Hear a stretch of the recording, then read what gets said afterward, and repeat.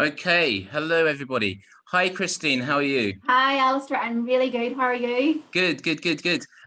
Christine, thank you ever so much for your notes yesterday, by the way. I'm just gonna if you could just turn your camera off for 1 minute and then we'll First, we'll bring you back in if that's cool. certainly. Happy days. Caroline says hi to all the panelists. Hi Caroline. Um, Obviously, I have the graveyard shift, which is the part at the beginning where people like me probably wait until about 2 or 3 minutes after the login time and then join because they don't want to have to listen to someone like me kind of baffle on for a couple of minutes. So I'm going to do all the thank yous straight away. Thank you to all the panelists. It's an amazing panel of people that we've got speaking today. The topic is, why are we still talking about the STEM gap in the workforce? And you'll notice that I have a space kind of background.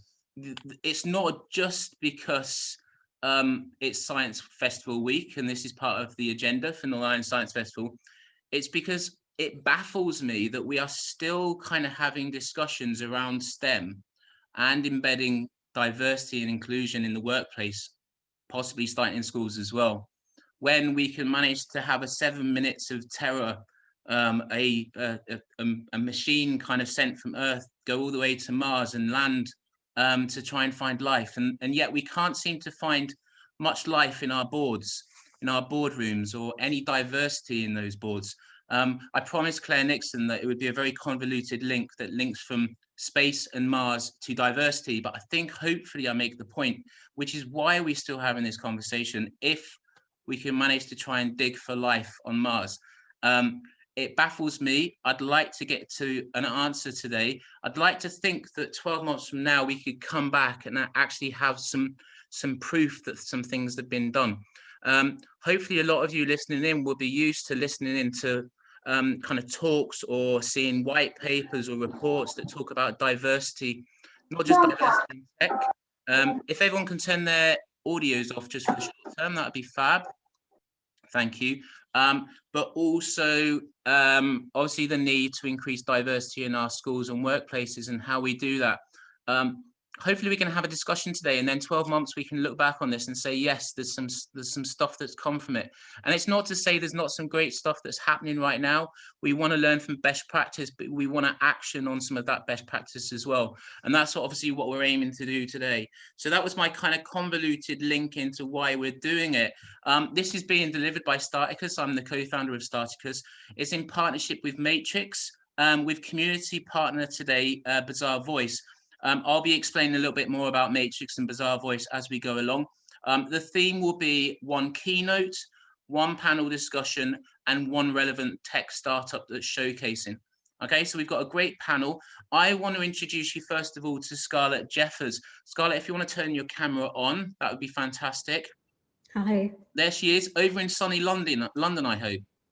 I'm actually in Belfast. Oh, you're in Belfast, right? Rock and roll. Okay, cool, perfect. So Scarlett obviously comes from a scientific background, but she's obviously forged a really successful career in consumer tech, being an award-winning product leader. She also has co-founded a latest product and company, Clario, which was about 2 years ago, if I remember correctly. She's also a top woman in STEM list for the last few years. And the reason why we've invited Scarlett, apart from all of those things, is she's got an outside view, obviously having a business over in London as well. So hopefully we can understand a little bit more about the best practices of how happens elsewhere. So I'll pass you on to Scarlett, and thank you today, Scarlett, for your time. Thank you so much, Alistair, for the introduction. I'm actually going to start. Alistair had asked me just to say a few words around my background and sort of why I wanted to take part in the panel today, but I wanted to start with a pretty interesting little story around actually setting up the panel. So Alistair had asked for a bio from the speakers, and whenever I got mine from my publicist, I was reading through it, and my initial reaction was, oh my goodness, this isn't me. We can't put this out there. And it's funny because even when Alistair's introducing, the accolades in the background, it makes me almost uncomfortable because I want to shy away from that. So I texted one of my friends about it and I said, oh my goodness, what do you think of this bio? Is it too much? And she just wrote back to me and said, Scarlett, if that were by any of your male colleagues, what would your reaction be? And I would say, that's brilliant. That's exactly what you do. And she asked me to turn that on to myself. So with that in mind, it's such an interesting topic for us in diversity. And I really hope today obviously we're going to speak about women in technology and I guess my experience in that, but also different backgrounds. As Alistair mentioned, I've been working over in London recently. I've worked globally all across the planet, oddly enough, which ties into the theme for today. And even at times, my nationality being Irish has been a problem for me in terms of having a voice at the table. And I'm really excited for us to kind of dig into that as a topic. So brief little headliner on my background. I grew up in a very geeky family. My mum is a biology teacher. She has, I think,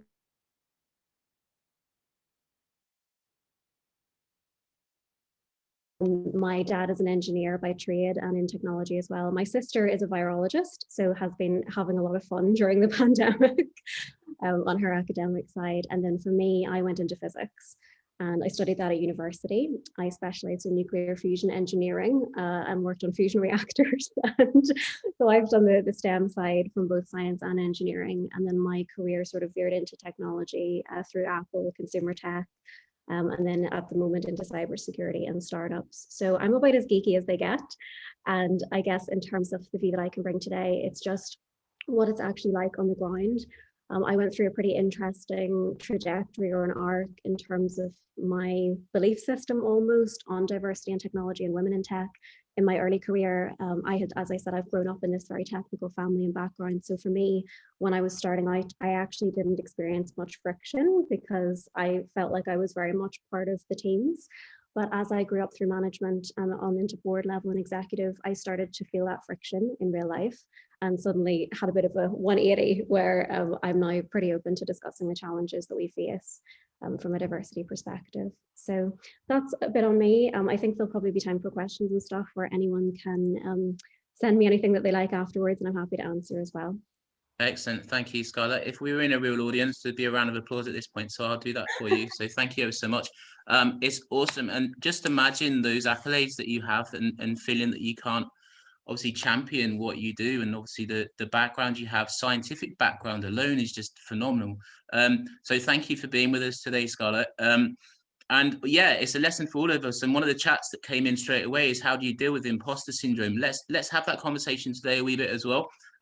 It's a phrase that's only come up really, I think, in the last 2 to 3 years, but it's always existed in one form or another.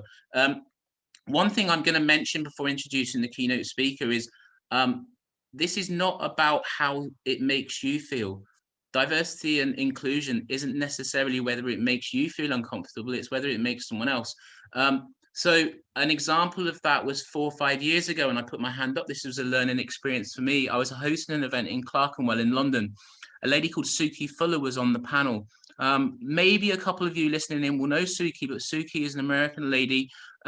She's really strong-willed and opinionated, as she should be. At the time, I had lived in Northern Ireland for about 10 years, but traveled to London for a few things to do tech stuff, including hosting panels. And I was probably used to using the word guys quite a lot.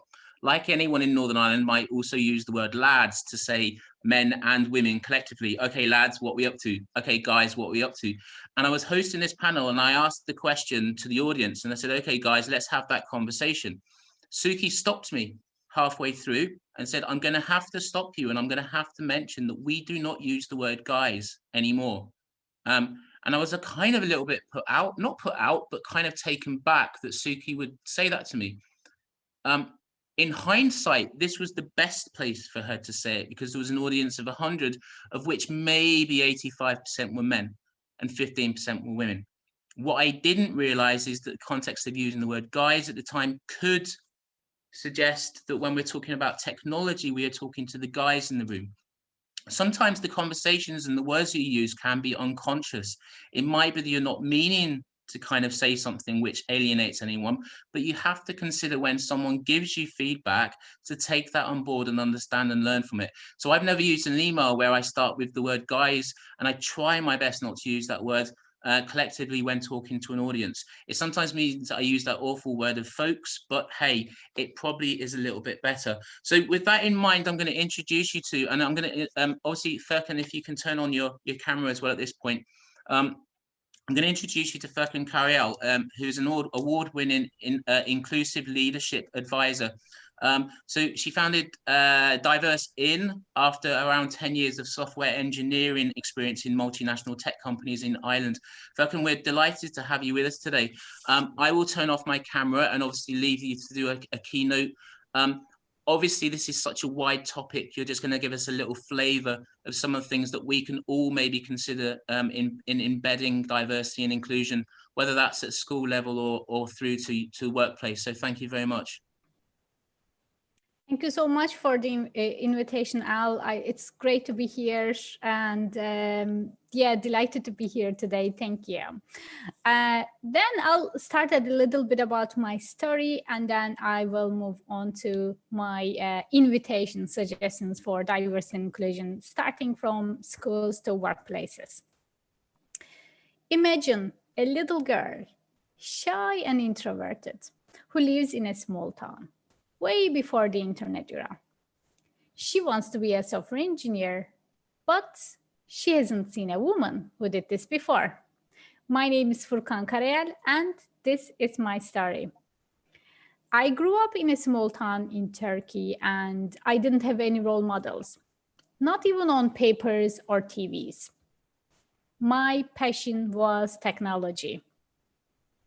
One day, I dared to share my dream at school. Then one of my teachers pulled me to the side very angrily. She said, "Furkan, come back to reality. I invite you to put yourselves in my shoes. How would you feel?" Since then, I said, maybe I can be the one who can inspire girls into technology or whatever really they would like to do in life. I know my teacher didn't have much hope in me, but I had very strong parents who always believed in me and my potentials. Especially my civil engineer dad, who used to say, "Furkan, you will be a businesswoman one day." Being the number 4 in a family of 6 children, my elder sisters and my younger brothers were living in a completely different world than me. I heard it's called middle child syndrome somewhere. Any middle children here? So when I look back, really, I wouldn't be the same person without the support of my parents and their continuous support in me and believing in me and my journey. I went to college in Istanbul, and in the middle of my studies, I got transferred to the big, bright city of Athlone in the middle of Ireland, and to Athlone IT, to software engineering. And luckily, 2 weeks after my graduation, I landed into my dream job as a software engineer in Ericsson Athlone. So I was delighted. I was absolutely over the moon. I actually thought that this was the end, but actually it was the beginning. I've seen working in over 10 years, working in different multinational tech companies in Ireland, that women were always in minority, as you can imagine. And when it comes to women in the leadership positions, it's even in more minority. And when it comes to women with different ethnic background, maybe who looks like me, in the leadership positions of tech companies, didn't even exist at all. So this was my big wake-up call, and I had to do something about it. After long considerations, I founded Diverse In with the vision really to make it the go-to place for diverse and inclusion resources, including tools, events, news, courses, trainings, and etc. for Ireland and globally as well. But I didn't want to only focus on diversity because when I get into this environment, I've seen that there were already great initiatives and groups out there as well. I wanted to bring the visibility for them as well. So including like women in tech, LGBT groups, disabilities, neurodiversity, ethnic culture, diversity of thoughts, diversity in business, and so on. So today I actually help either partnering as a speaker, volunteer, as a board member to 20 different organizations, diversity and inclusion organizations here in Ireland and outside of Ireland. What I find out from my story is that diversity actually started with me first. And I believe we must really start diversity and inclusion with ourselves and then work on the mission together. So my first recommendation for people, whoever is really talking about diversity and inclusion, is having that mission out there is actually one of the biggest thing one person can do, and showing that in intention. According to EY 2019 reports, 31% of companies in Ireland had zero investment to diversity and inclusion. And I assume in the current economic situation with the pandemic, this actually even went beyond 30%, unfortunately. So we must look for opportunities that where we can start doesn't have to be starting from big project, but starting from somewhere. So I will list a few tips that I hope these can help you to start your own journey. The first one I'm going to talk to you today is about making friendships and building your networks around people who doesn't maybe think the same way as you do, maybe who looks different, who comes from different backgrounds, who have some, different thoughts. So building that a network or group of friendship that we get in, it just helps us to prevent building biases against those groups. And especially if we do this as early as possible, it really prevent biases taken into action. For example, I hear a lot of stories from childhood times when they have friends with another person from a different country or different culture. They tell me about that, how it actually build more awareness for their kids to grow, to be more open-minded. And sometimes it's good to break into this our friendship circles and intentionally expanding it a little bit. And when I say this, we always wait for the people to come and approach to us. However, we can actually make the first step, because I have seen that really, really worked for me. Being an introverted person is always difficult to make the first step. However, it always helped me to build great relationship if I could break my circle a little bit and expand a little bit out of my circle. And my second invitation today is, if you're a team leader or a manager, why not maybe you share your diversity and inclusion story, saying that why it's important for you to have, different thoughts and people from different backgrounds in your team. Why does building inclusive leadership means for you? What does it mean for you? And because people remember personal stories and it stays with them, and it shows your really commitment. And according to a research, 71% of employees, the participants, said that their leaders are really only paying lip service, but they are not really showing any commitment. So the action piece is always missing. So sharing the story hopefully can, help you to build, genuine connection with why, to coming to why for diversity and inclusion. My third invitation is building a journey along with authentic voices, differences, or different people in your team or organization. I never like the way that people tell me to do something, comes from the top, and then we have to do something. But however, on the other side, if we build something together, if we build a solution if we build a solution to a problem together, including different voices, because we are working on diversity and inclusion goals, which is not only for you or for some certain people, it's for everyone. So opening the space for people, let them to own the problems, own the solutions, so they are more likely to drive the diverse and inclusion activities. My fourth invitation for you today is building trust.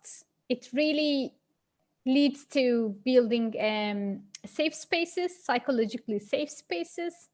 And it's easier said than done. It takes time. It definitely needs investments, emotional investments, putting out empathy, inviting people to speak, maybe if they are not speaking much in the meetings, inviting people to the events like this, for example, if they are not joining, maybe they are hesitant to join, and showing them that they are valued in the workplace. And people remember people don't remember what you said, but people remember how you make them feel. And my final recommendation today will be, if you don't know where to start, you can consider getting experts helping you, which can save you time, which can, build with their expertise and with their experiences working with different organizations. They can help you to build your, a goal or structure around diverse and inclusion goals for your teams and organizations. And I think we build a lot of awareness in the last few years. I have seen that we are really talking about it. Maybe we need to reach out to more people. However, we have done good awareness. We are good at building awareness, but it's now time to take action. So that are all my recommendations for today, but I would like to share my screen, and I would like to ask you 2 questions, actually. So let me share it, 1 moment. So are you able to see my screen? Yeah, can see it. Okay, perfect. So if you can go to menti.com website, either from your mobile phones or from your next browser, and here it asks you to enter a code. So the code is on the top of the screen, 4602386, and it asks you to enter 3 keywords. Let's say, what does inclusive mean to you? Because it differs for different people. I always love to hear the audience's voices on what does the equivalent of inclusive to you.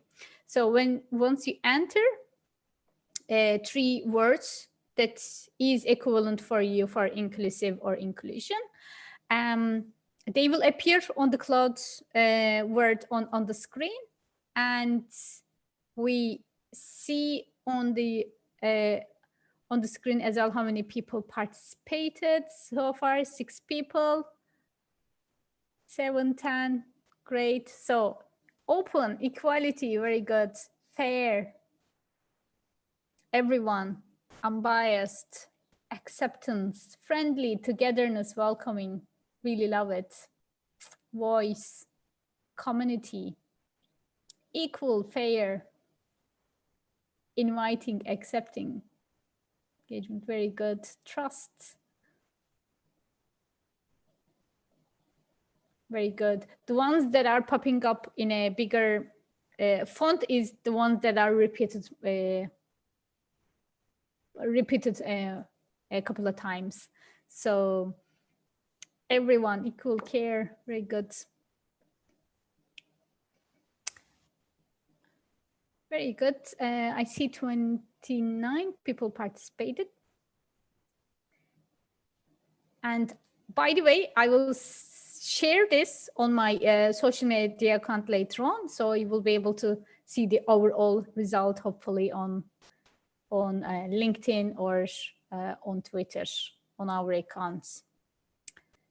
Thank you. So my next question, please hold on to this, is going to be, what is the one action you will commit today? I ask you this question, and it's an open-ended question. You can write a short sentence for this. So we will be able to see your answer on the screen anonymously. What this helps us as well, that once we say, when we tell about something, we are more likely to do it.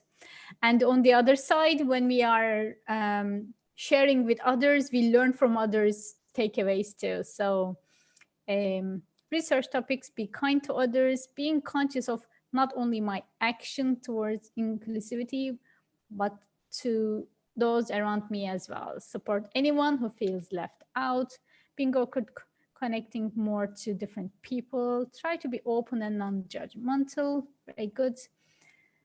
Discussing inclusivity with others, take time to learn about D&I. Very good. Practice patience, find friends from the groups outside of my own privileged group, recognizing it's not about me, but others.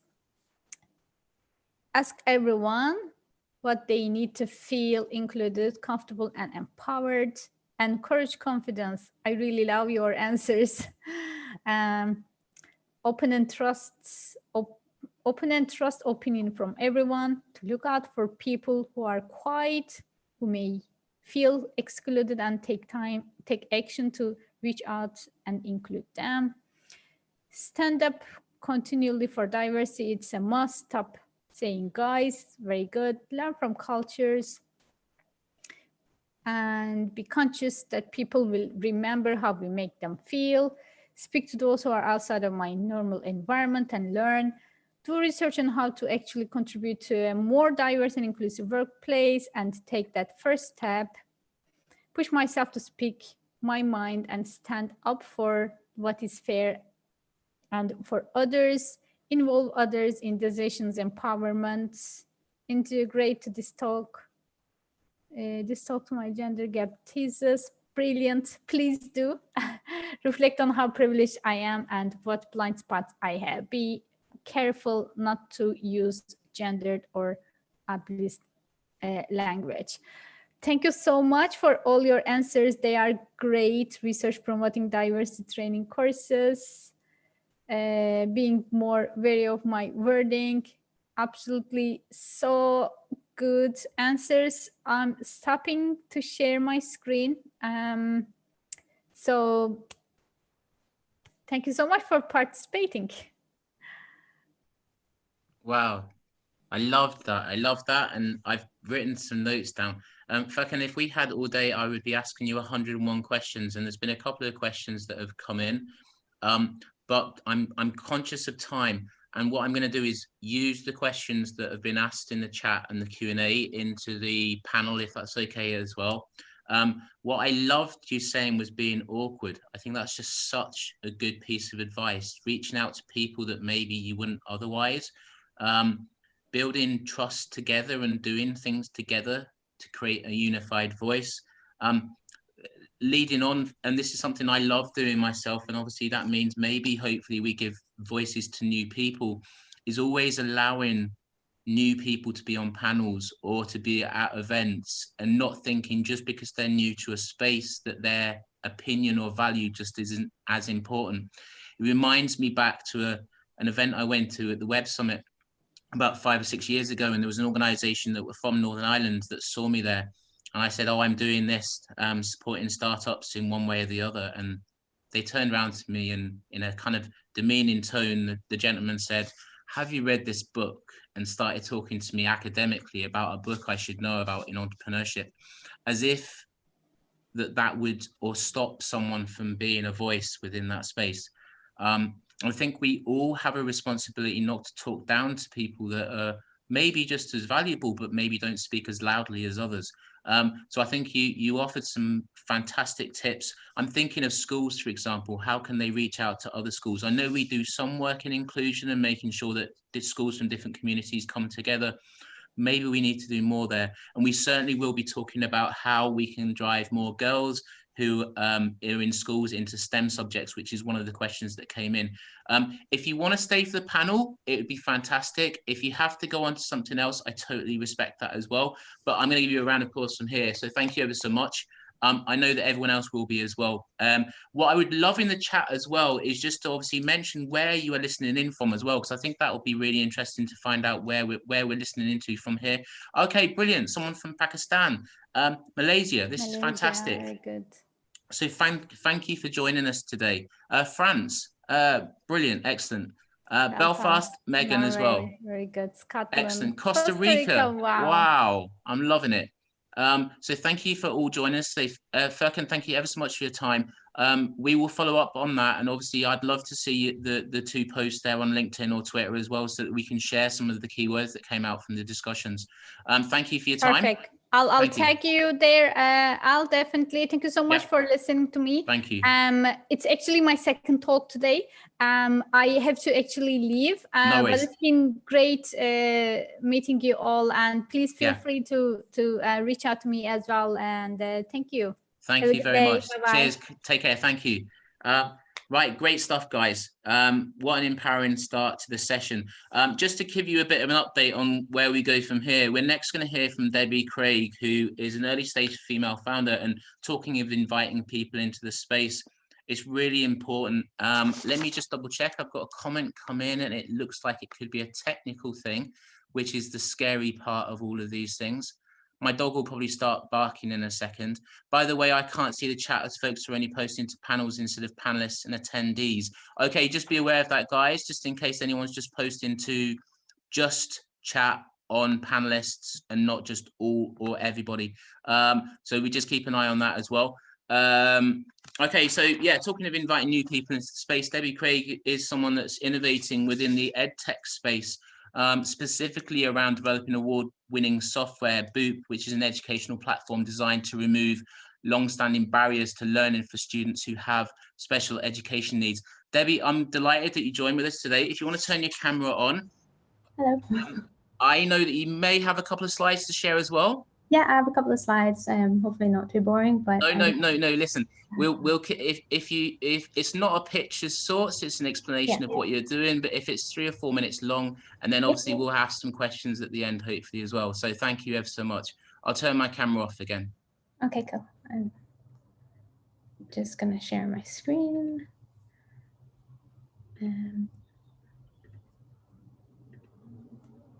Can you all see that? Okay. Perfect.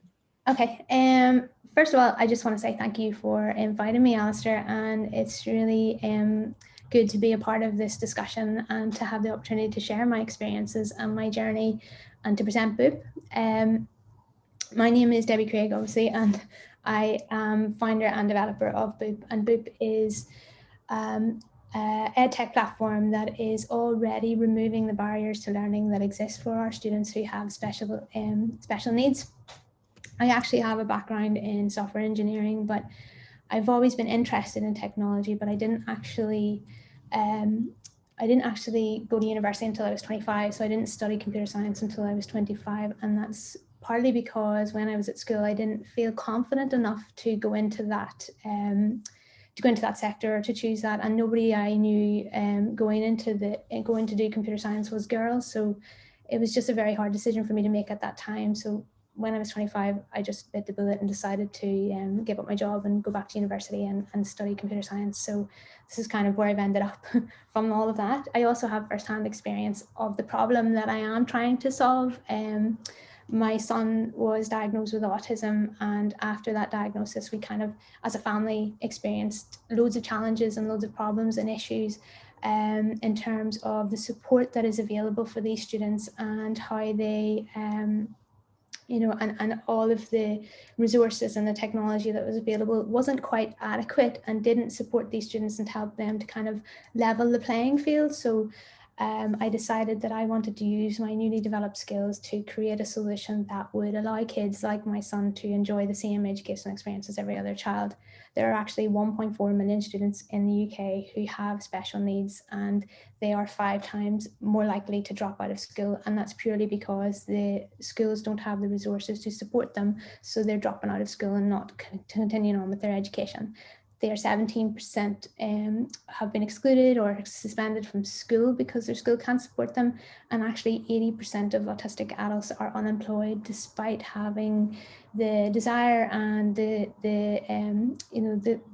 capability to actually contribute to society. They just don't have the support that they need. So my solution I decided to develop was a solution that would create a platform to address these issues and the challenges that I've been facing, and a platform that could help to just remove those barriers that exist and give these kids a chance and create a more diverse and inclusive education. So it brings all the key people together, parents, teachers, therapists, so that they can work as a team and support these students. The platform itself is just really fun and engaging for kids to use, and it supports them, most importantly, the resources that they need to help them to succeed throughout the day. And for parents and teachers, it's also fun and engaging for them to use, and it allows them to create a consistent and a structured learning environment for these students to provide early intervention and to really get the best out of the students. So far, I've had really great success in the last year. I've had 50k grant funding from Innovate UK, which has really given me a platform to grow and to also address the current pandemic that we're in at the minute. So I've been able to put in some features to support remote learning. And then also my biggest customer so far is the Belfast Mets, and they're the largest special needs school in Northern Ireland. So I'm just really delighted to have them on board. They have 500 students as well as their staff and their parents. And I've had interest from LGFL, so hopefully they're going to be running a pilot too. So yeah, the future is really looking promising for BOOP. And I guess what I want is to ultimately for BOOP to be the go-to resource for special needs students and for education. So thank you so much for listening. Excellent, Debbie. If you could just cancel your slide share there and we'll go back. That was fantastic. In terms of what's, I'm all for kind of thinking that there's joining of the dots going on here. And just to let you know that Hannah from Now Group, they have a Now Digital Academy, which is specifically for those that face some level of autism. And she's going to be talking that in terms of around obviously how they can enhance employability and support. So I kind of feel like there must be an introduction that needs to be made there if that hasn't been already.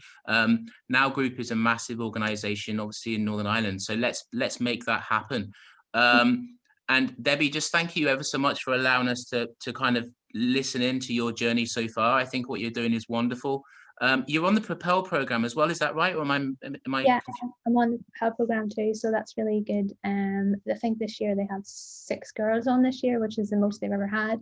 Mm-hmm. So it's been it's pretty intense, but it's really good for me because I'm naturally quite introvert and I don't kind of put myself out there. So they've been sort of pushing me to ask questions and to phone people and to just really be more confident, and that's been really what I needed right now, because BOOP is at a stage where it's ready for market and I just need sort of scaffolding and support around me, I think, to just bring it forward.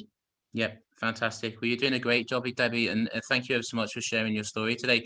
We're going to do an introduction, obviously, to Hannah and Debbie, obviously, so you can have a chat afterwards. But stay, obviously, for the rest of the time. If you just turn your camera off, if that's cool, and then panelists, if you could turn all your cameras on, that would be fantastic. Here we go. Look at this. It's like, oh my goodness me. Laura is from Bazaarvoice, and I should mention at this point that alongside Matrix, who are supporting the overall 3 events that we're running during Northern Ireland Science Festival, Bazaarvoice are basically supporting us on this event specifically. So they're a shopper engagement platform software provider headquartered in Austin, Texas. They set up in Belfast in 2017. Belfast is now one of their international product development hubs. It plays a really crucial role in the company's global operations.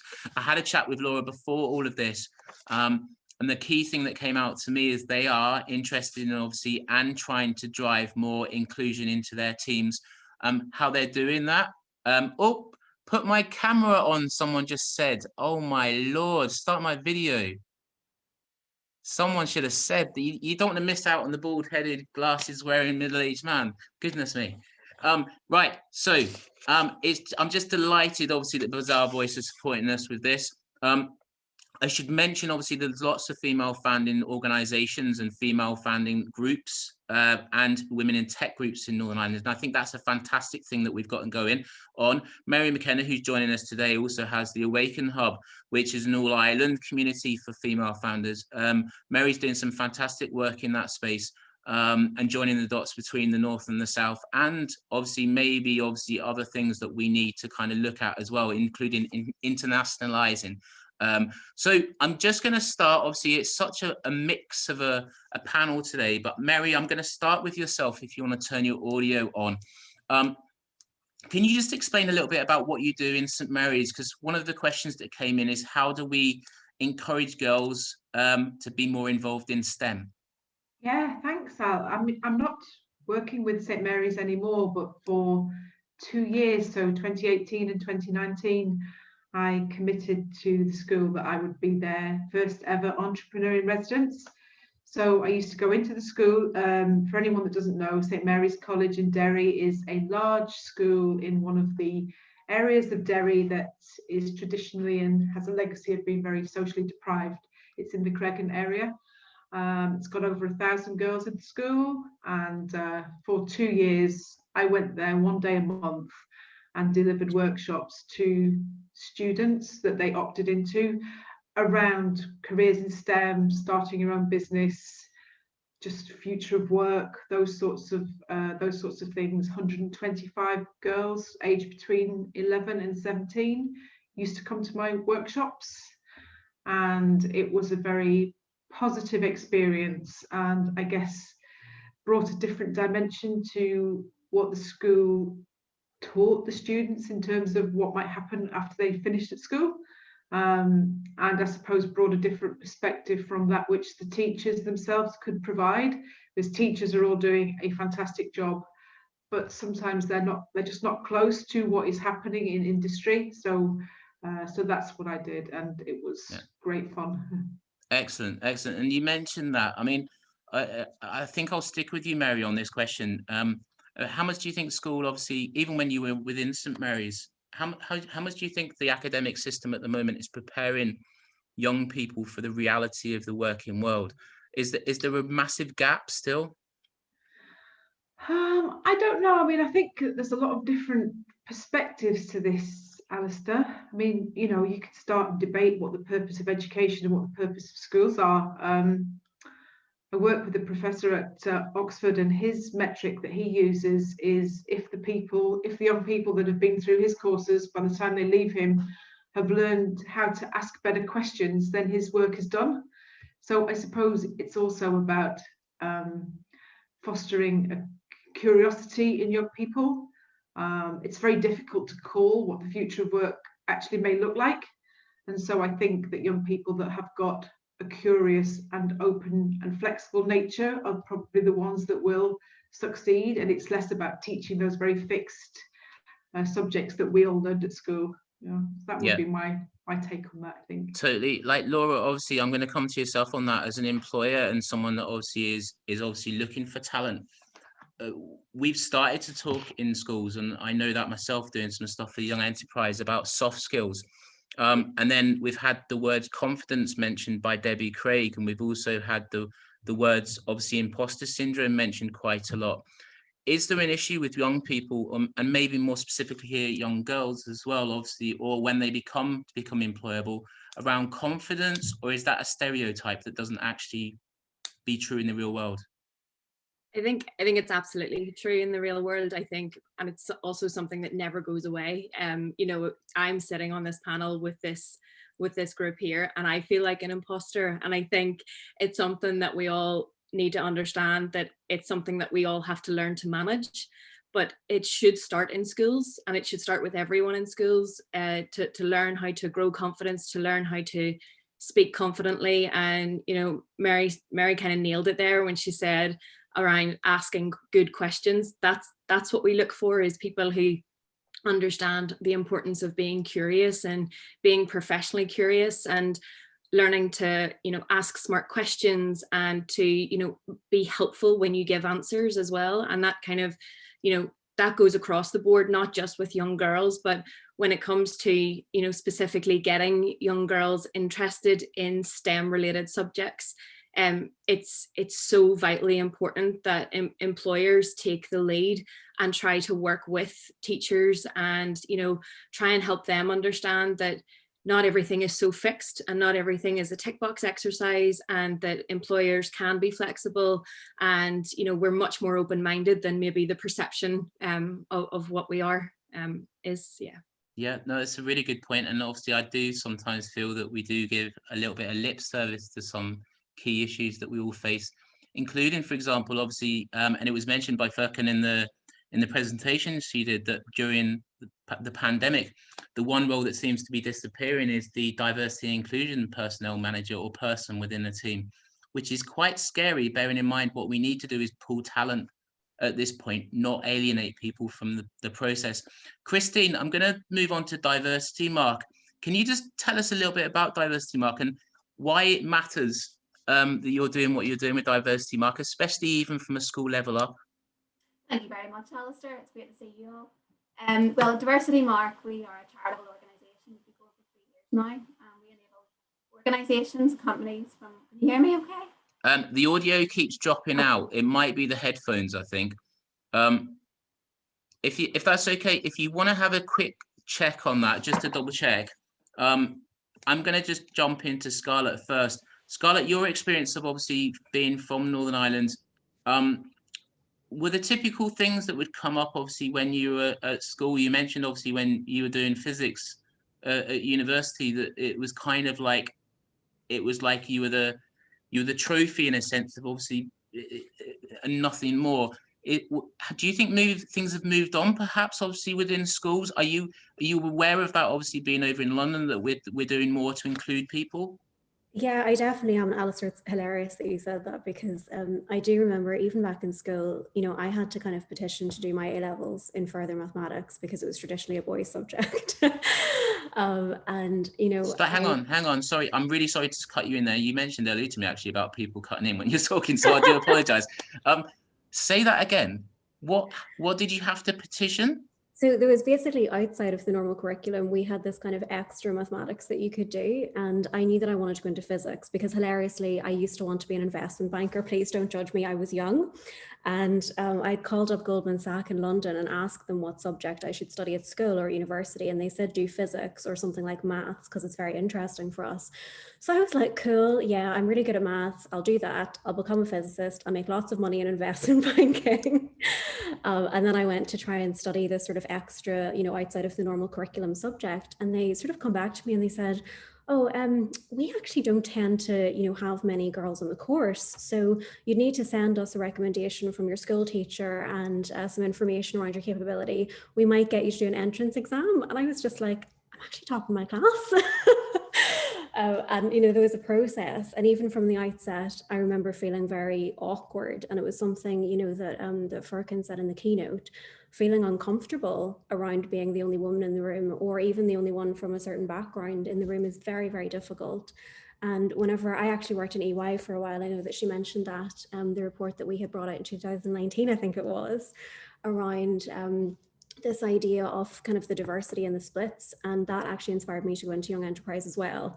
And whenever I was with EY, I would do the voluntary young enterprise events. And I would immediately see, you know, even in like a 10-year difference, I could see how many more girls there were in the maths classes. They'd ask me to kind of go in and talk about, obviously now I work in technology, I'm a product leader. And they would ask me, you know, how was it for you when you were at school? Were there loads of women in the classrooms? Were your teachers female? And I would say, no, it was just me and, you know, 20 boys. And even typically all of my teachers were male. And I had this incredible sort of moment of insight when my new A-level teacher, halfway between my 2 years, she was for physics. I had a male teacher who had been very good friends with my mum, who was a teacher in the same school and actually head of science, weirdly enough. And this sort of young woman came in as my teacher in the second year of my A-levels. And she completely opened my mind to this concept that actually women can be educators in science. They can stand up and be role models. And for me, she very much became an inspiration for me following through in academia. And when I got up to physics level at university, you know, even in my first year, honestly, I think in my tutorial group, there would have been maybe one other woman in the room, and then myself and all the rest men. All our lecturers were male. And I had a bit of a knack for physics in my final year. I was invited, I actually split my time. I worked full-time at Apple, and I sort of self-taught the final year of my course while I was doing my fusion research. And they'd invited me to be a tutorial leader. So I would be teaching the new undergrads coming in my final year. And I just remember this moment where I sort of had a flashback. I was standing up at the front of the classroom and I was about to go through some really complicated thermodynamics equation. And I looked out at the room and I had this unconscious bias where I was expecting it to just be boys. And I opened the door to the room and said, listen, classes started, come on in. And at least 30% of them were girls in their first year of undergraduate physics. And I couldn't believe the difference 4 years had made.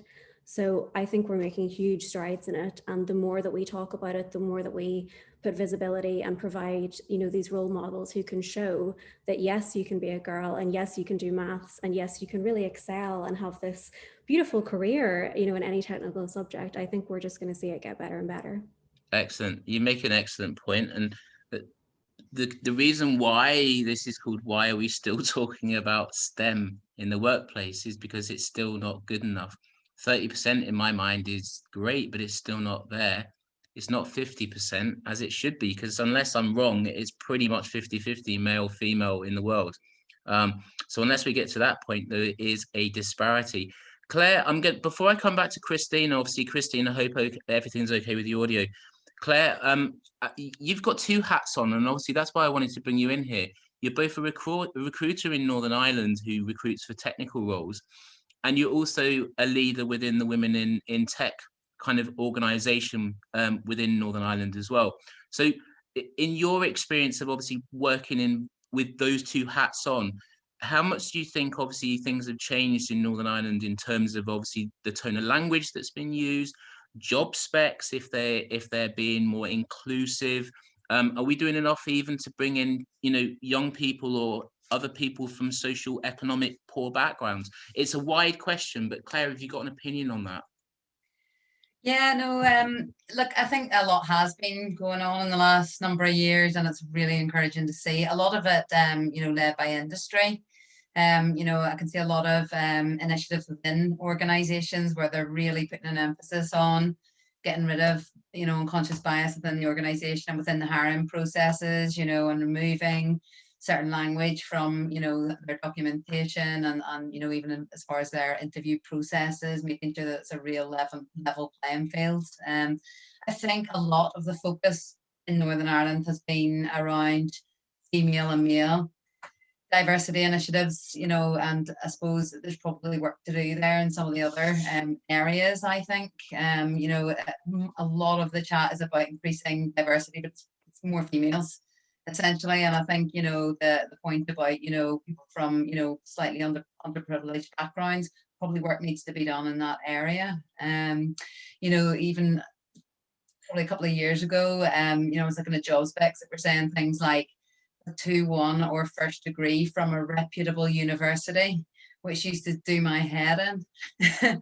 And, you know, it would be like, get that off your job spec. You know, it's just so, you know, snooty and demeaning, and you know, you're trying to attract people here, you know, so it's not, you know, there's still work to be done there, but you know, a lot is happening, but I think it's very much industry driven. And I think obviously because of the pipeline issue that we have in industry, you know, that's where the impetus is coming from.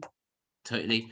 Before I go back to Christine, I should ask the question, Laura, as a recruiter, as someone obviously that's looking at pipeline and talent, what are you doing within Bazaarvoice that's going to make a difference to the inclusion and diversity rates that you have as an employer? Well, I think to Claire's point there, we made a decision to scrap a degree level education background. It's not essential to work in our industry. We don't ask for proof, and it does not equate to how good you are as an engineer. It does not equal better communication skills than someone else who has, you know, learned their craft in other ways. So we found that made a huge difference. And then there's the other kind of kind of popular steps that are taken as well, about being open to flexible work, about, you know, understanding, you know, people who have maybe kind of return to work after an extended break. You know, how do we help those folks get back into industry? How do we nurture young folks who have been like just come straight from school? So we've taken on apprenticeships, and you know, and we have 2 currently at the minute who are run through a program who they have just completed their A levels and not gone to university, and they've come to us and they work and study along, you know, at the same time, and they're just getting huge exposure and more experience than someone who has maybe spent 2 years in university and is then looking for a placement. So there are lots of steps that can be taken, but it really is on each of us in the industry to open our minds and to broaden our concept of what it is that we think we're looking for, and matching that with what will this person actually be doing, and how will we add value to them as an individual, and how do they add value to the business. It's very much a, you know, you've got to meet in the middle somewhere. Excellent point. And it reminds me of an article that I read just this morning, which is from the University of Limerick. And they're introducing a new way of running a 4-year university scheme. And it seems like about 10 major employers in Ireland have signed up to this, where you go and get a paid placement and you do 6 paid placements over the 4 years. What an amazing opportunity that could be. And I think obviously if we're not looking at that within Queen's and UU, then perhaps we should be. I'll certainly send some links to everyone obviously on that as well afterwards, because I think that sounds like a nice initiative. Talking of initiatives, and we're going to go back to diversity mark at this point now. What I wanted to say is obviously just yesterday I saw that Alchemy Technology Services, who are based up in Derry, had just got their bronze diversity Can you mark. hear me okay? Yep, got you. Yes. Got you.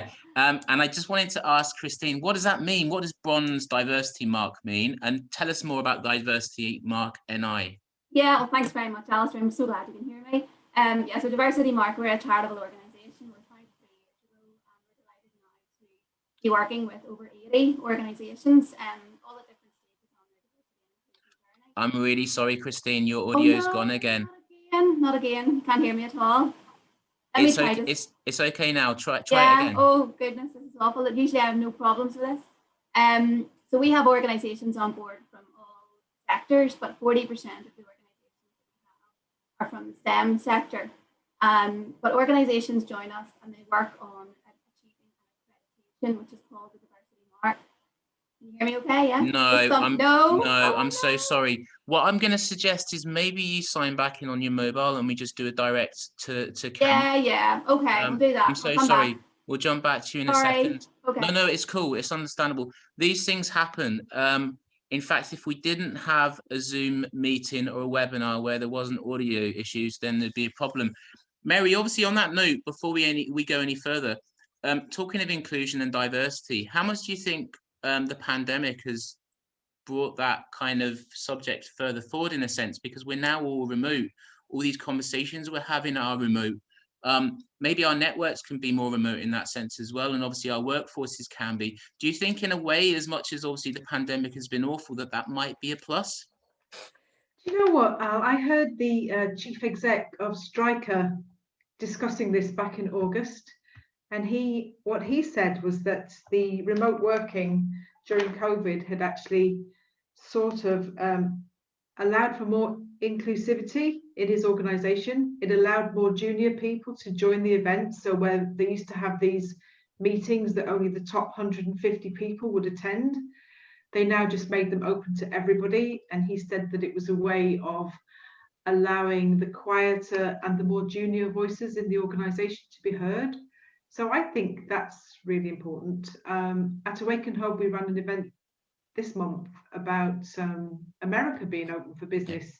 And what I see is startups and founders, because of the way that the world has been leveled, really, looking to start overseas much earlier than they would have previously done. And I bet you've seen evidence of this as well. So you don't need to wait to have an office in Dallas. You can just get on your Zoom and off you go.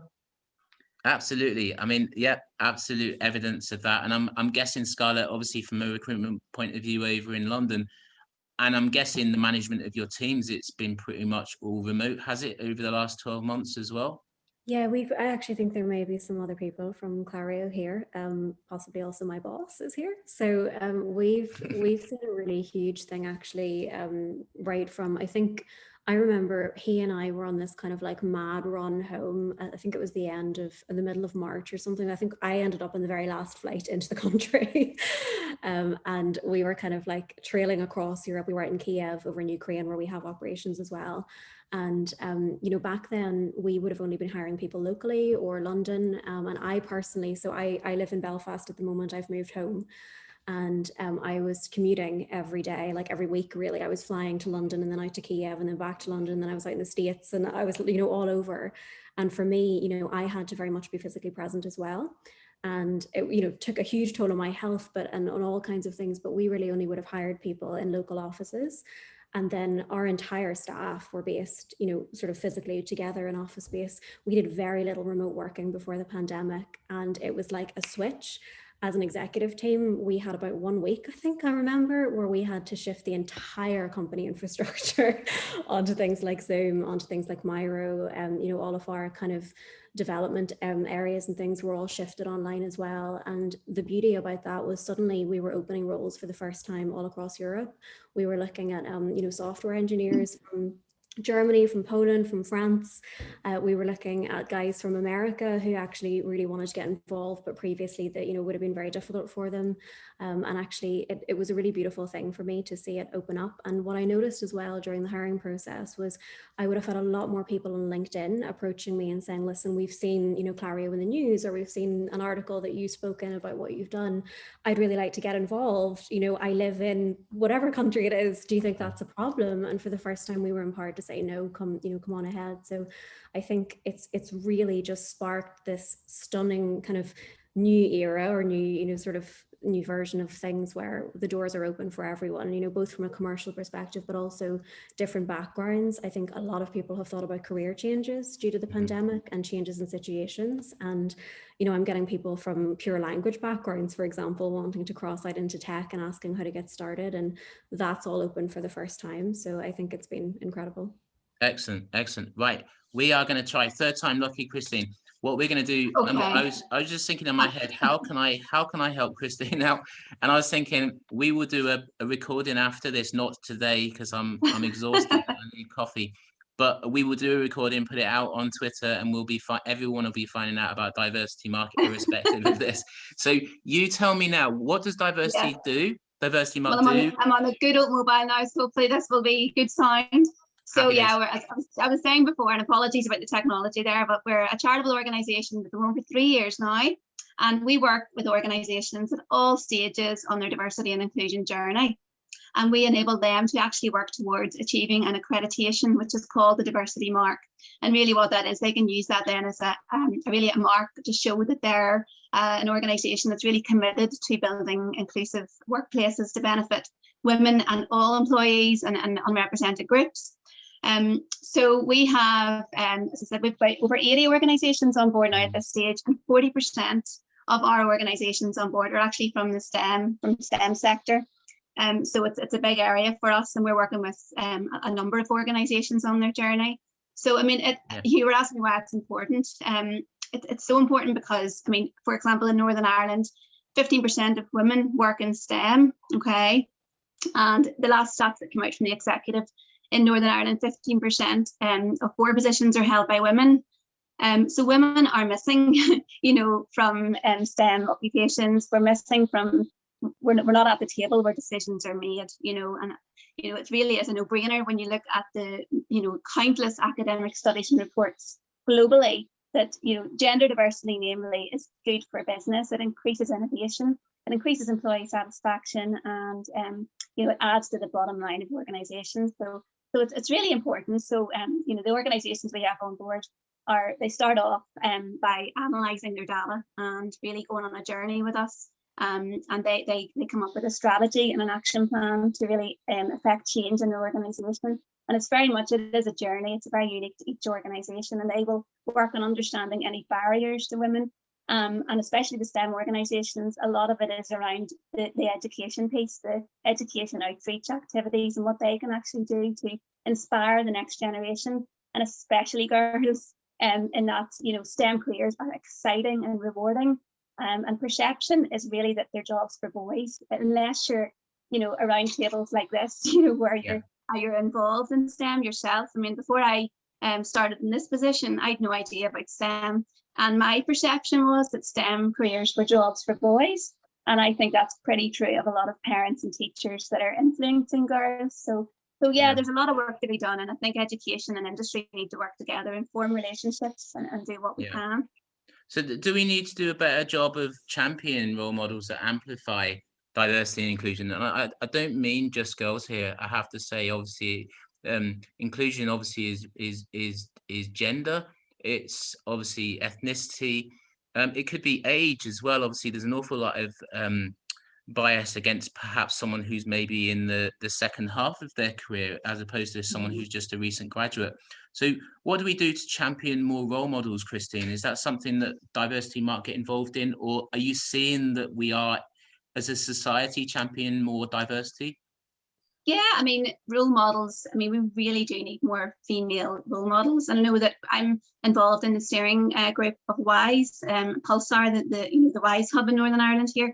And they have, they have role models there, and they have the My Skills, My Life survey that can be taken by girls, and that introduces them to role models in occupations that would actually fit with their own personality as well. So yeah, I mean, the organisations that we have on board that are good at this, that actually are bringing in a lot of a high number of female graduates and female apprentices, they showcase their role models within their organisation, and they utilise them, and they get them to careers fairs, and that they actually make them visible. And some of the organisations that we've on board that have actually been through the assessment, and they've been given really great feedback, because they go back to their schools and talk about their journey, a bit like this event, that Furkan shared her journey.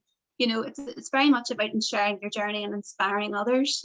So the more of that we can do as we can, is really beneficial. NIE Networks, for example, they do a really good job on their website in relation to showcasing females, and they've had great success year on year in increasing the number of female apprentices for electrical engineering roles. Yeah. Vicky makes a really interesting point here on the Q&A, and I think is a completely good point. HR are the ones who are screening the CVs.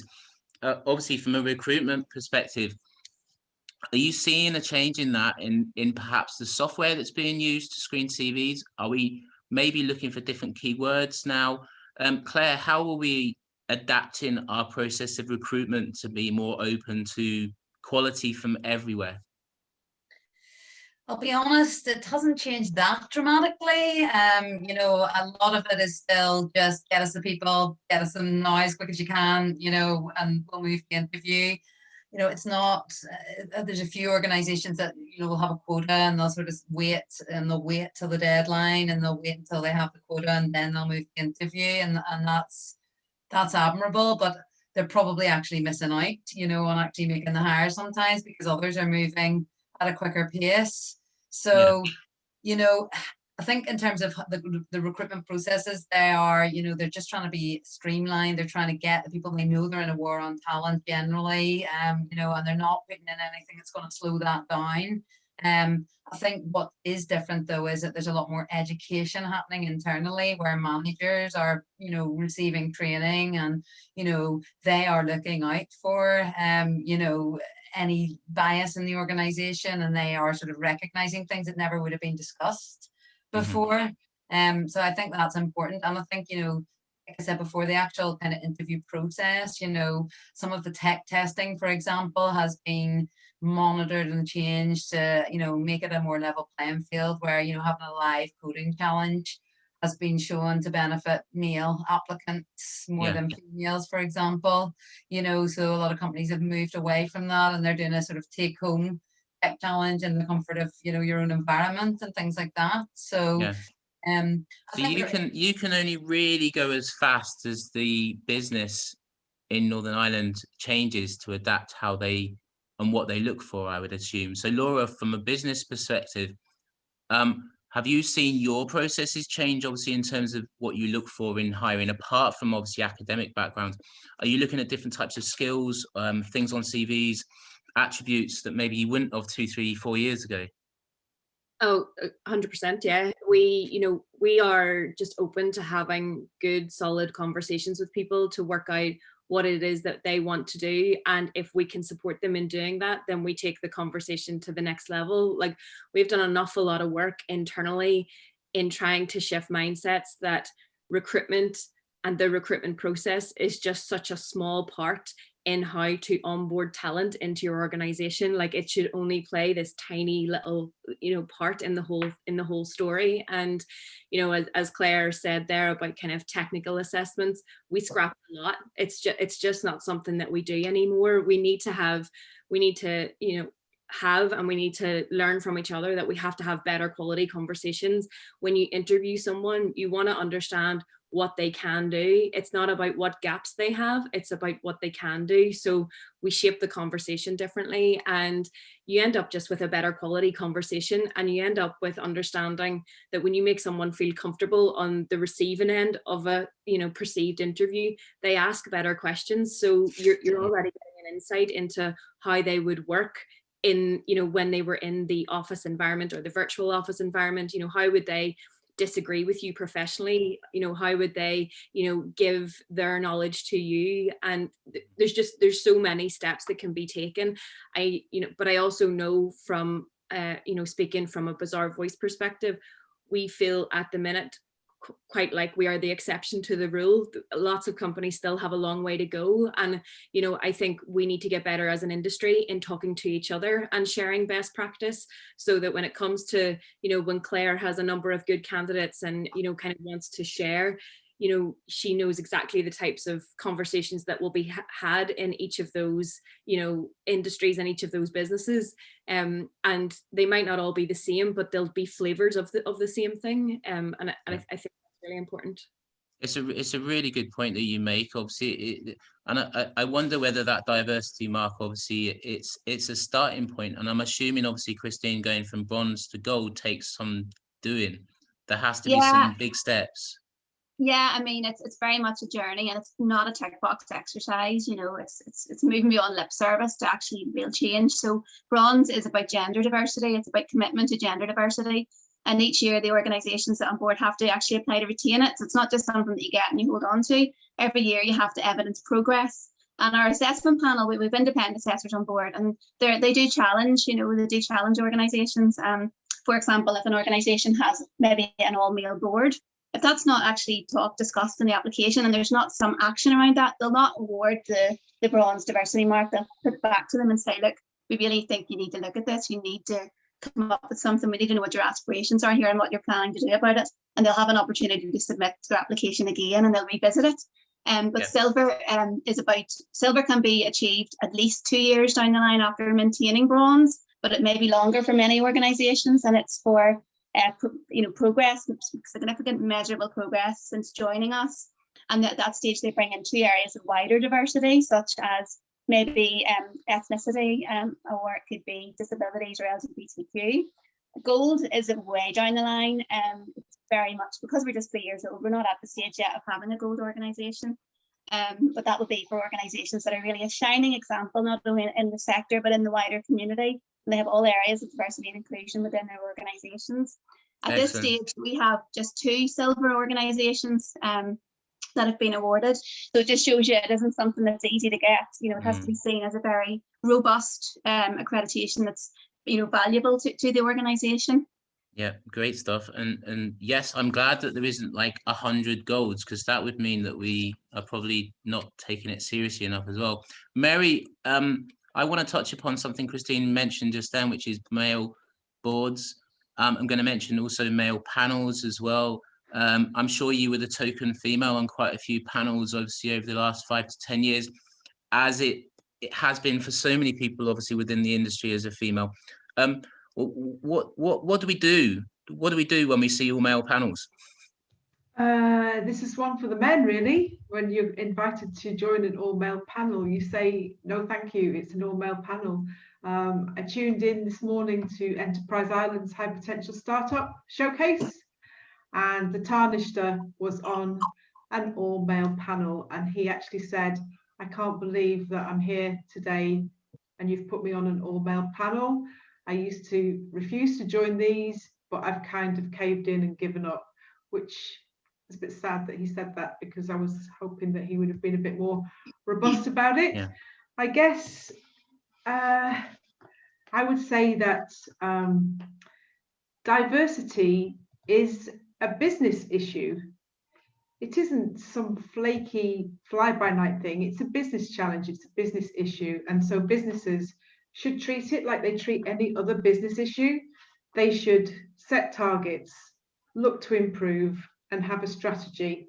And if you don't do those things, if you just address the diversity through paying lip service, then you don't actually address inclusion. And what that means is that you will attract people into your organization, but they won't stay because they'll see that you don't mean it. And so, you know, it falls upon every single one of us to take this far more seriously. Yeah, 100%. I totally agree. And it's also calling it out more vocally than perhaps obviously we naturally want to as well. You know, I've had an experience before where I have done that and then been slightly made to feel awkward that I did it. And I think the intention was always just to say, I can't put my name to something unless there's a more diverse panel that represents society. It's not like we're representing like this alien race. We're just representing people. And if we don't represent people in their entirety, then how can you expect to move forward as a company, as a panel, as an organization, as an event? Scarlett, I'm assuming obviously you've had that yourself over in London as well. It's not just a Northern Irish thing, is it?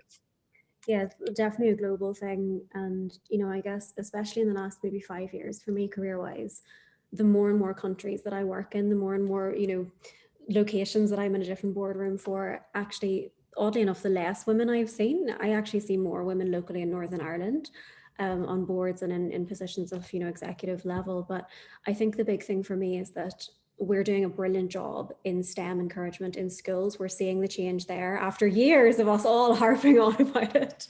And I think even, you know, university, undergrad level, junior roles, we're seeing, you know, a really brilliant thing there. But, you know, Al, I said it to you this morning, even for me personally, in the earlier part of my career, before I started to hit, you know, middle management, upper management, exec, board levels, I never really struggled with my gender or my background or anything around my diversity issues. But as I became more senior, it was like just suddenly starting to walk into sandpaper.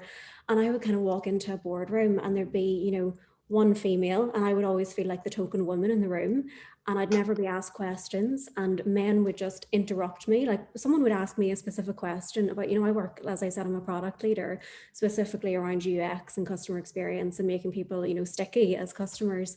They'd ask me that question, which was my whole wheelhouse and all my experience. I would start to answer it, and another man who has maybe, you know, a completely different remit would actually just say, oh, actually, Scarlett, let me just jump in and try to answer the question for me, even though it wasn't their area of expertise. And for years, I would sit there and just let that happen because I felt so hugely outnumbered. And if he is still on the call, there's a guy here, Dom, Neil Dwyer, hi. I had a particular incident about, I think a year and a half ago, where I was in a room, this is globally in an international place, nowhere near Northern Ireland or even London, in a place that is relatively progressive in terms of technology. And I was sitting in this room and there was me leading a project where we were building our new product, the Clario product. And there was, I think, maybe 12 to 14 men in the room, plus him as my boss.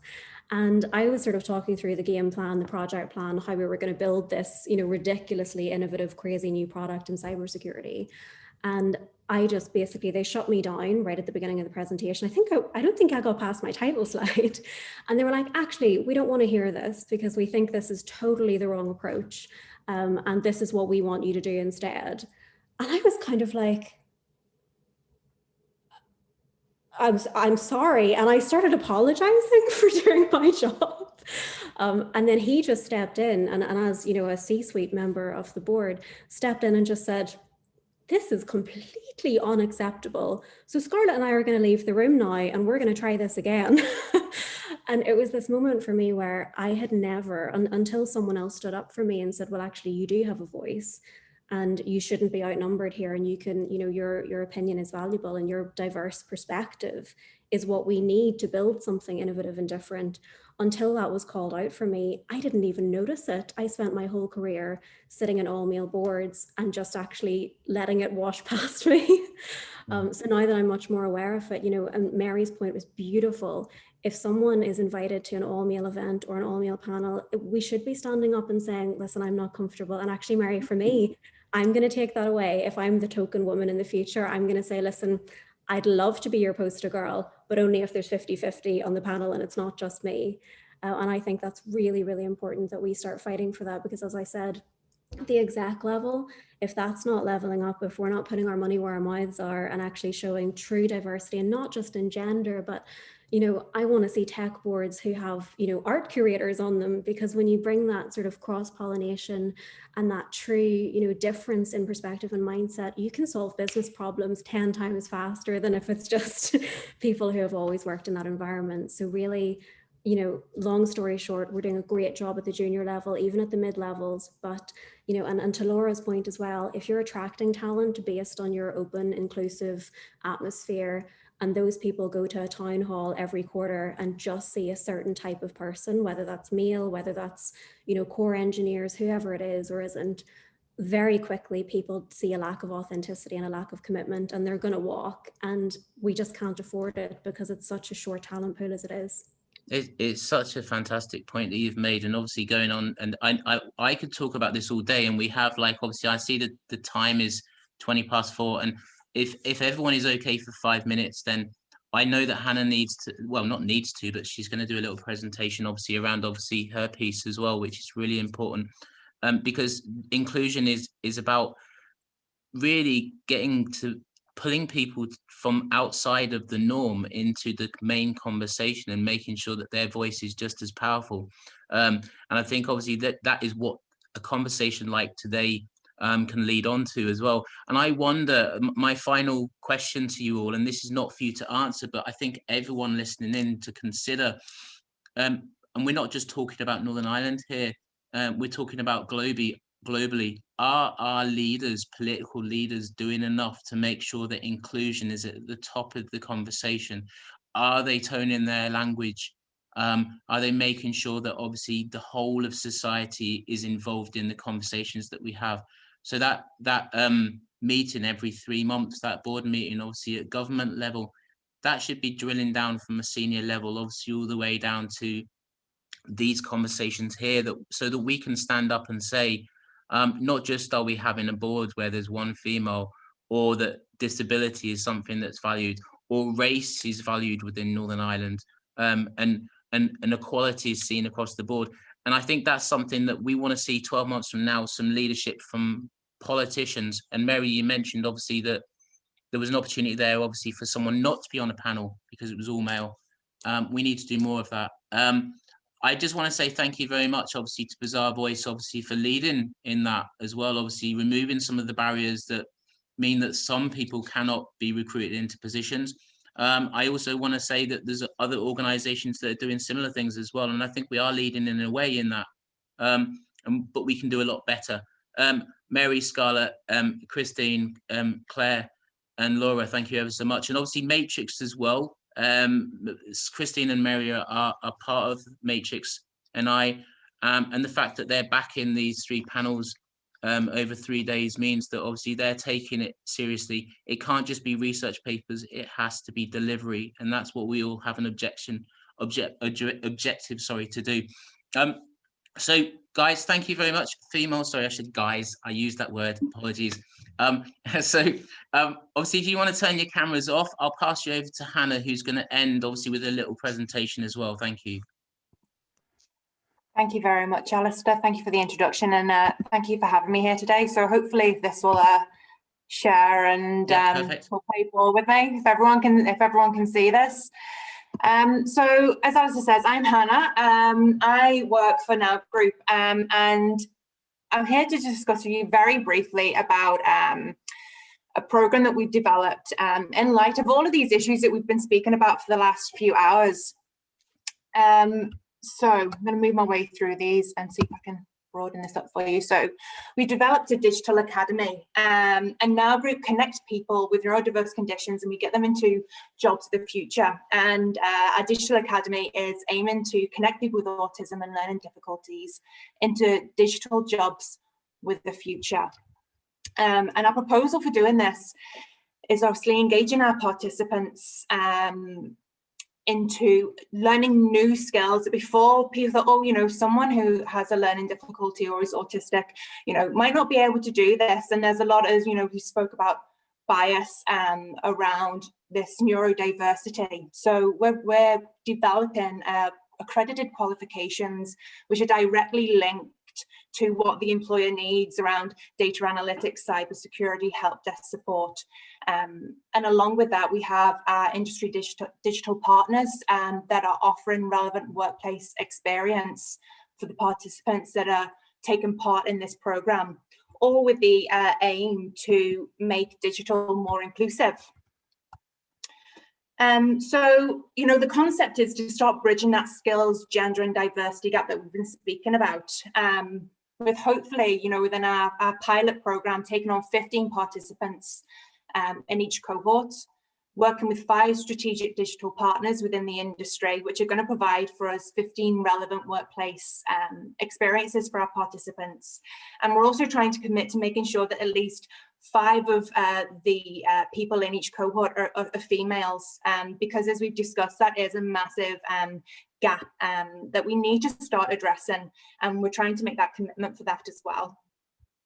Hopefully we may have more, but we just have to see how it goes. So what we're trying to do is say, look, we see this gender diversity gap and the skills gap in the sector, and we want to be a part of that solution to bridging that gap.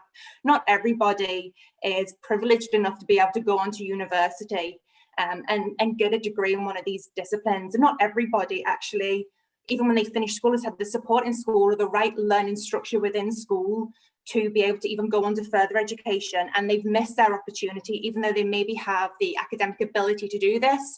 Their grades on paper from school say that they don't, and that's how they're judged in getting into further education colleges. So what we're doing is developing a program where we can bridge that gap and help support them get onto the path that they want to do.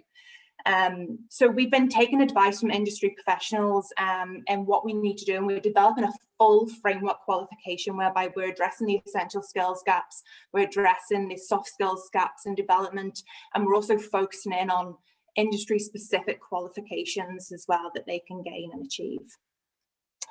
And really looking at those core competencies within digital and the tech sector, and what someone is going to need to succeed.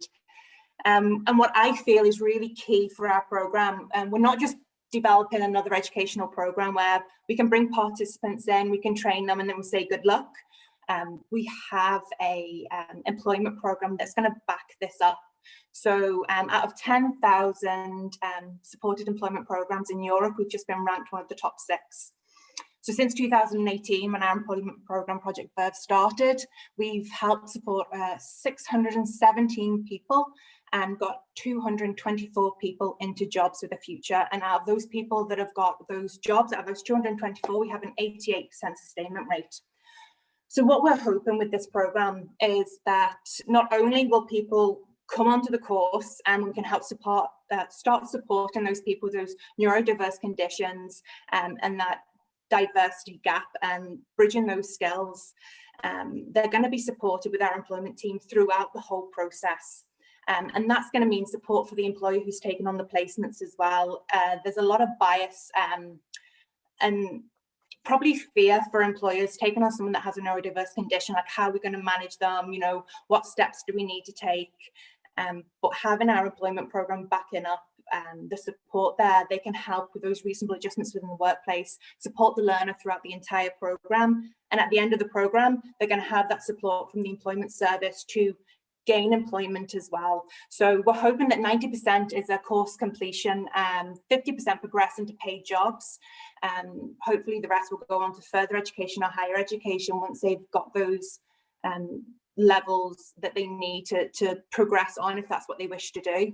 and that we have a 80% retention rate in all jobs secluded after 6 months. So not only just kind of getting someone through a program and delivering qualifications to them, helping them get in a job, but make sure we're following them through that cycle of the job until 6 month point where we know that actually they're really embedded, they're doing really well in the workplace and being really well supported, and we feel that at that point we can step back and that they have secured that job and that future for themselves. So that was a really, really brief description of our digital project, which we're piloting within the next month or so to start with. So I feel like I've just blurted a lot at you. So if you have any further questions or want to know more about it or how you could be involved in it, please get in touch with us or reach out to me. I'm more than happy to take questions or set up conversations offline. Brilliant, brilliant. What I was going to say, Hannah, is now Natalia says, and oh, the chat's just disappeared, but she said, absolutely love this, Hannah. Thank you for sharing. I'm going to just ask you this question before we go, because I appreciate, obviously, we have jumped over about 15 minutes, so apologies, everyone. Thank you for staying with us. Hannah, I was just going to ask, I reckon there's probably an assumption that if you're autistic, that you aren't that employable, or there's certain levels of autism, which means that you aren't employable. I'm also going to guess that that's just such a rubbish statement, and that really what we're not doing is hiring people based on the ability for them to do amazing skills, use their skills and talents. Absolutely. And it's like Debbie said, you know, when she was developing Boop, it's not just, you know, there are thousands of courses delivering tech qualifications, but it's delivering it in a way that's making it understandable for the learner that they can also achieve. It's not that they don't have the ability, it's that our education system seems to favour a certain type of learning, and that's what we're challenging and what we already do within Now Group, but also now we're focusing in on this sector and wanting to be a part of that, bridging that skills gap in the sector and making sure that, you know, our clients and our participants that join us also have the opportunity to do that as well. Excellent. And finally, I'm going to guess as well that economically, like from a business perspective, it works. It obviously means that you're filling a gap, and there is a talent gap out there, isn't there? Like at the end of the day, obviously, for talent to be found. Absolutely. And, you know, people with a neurodiverse condition offer, you know, a viewpoint that nobody else does. They see things differently, and can really offer a real value to an organisation. And we understand, you know, as I said, our employment service, which has been running since 2018, and we've just been ranked top 6 in Europe. The proof's in the pudding there that we know what we're doing, and that with the right skills and given the right support, that people with a neurodiverse condition or learning difficulty can succeed and can sustain in those jobs and do really well in the jobs that they're put into as well. So yeah, I mean, the evidence is there in front of us, and what we're doing is we're just making sure that we are expanding what we can deliver on, and making sure that, you know, the labour market is saying, look, there are so many jobs in this sector. We're saying, well, look, you know, our participants deserve a job in that sector too, and they have the ability. So we just need to make a way of making it accessible to them. Excellent. Hannah, thank you ever so much for showcasing what you're doing at Now Group. I think it's a fantastic initiative.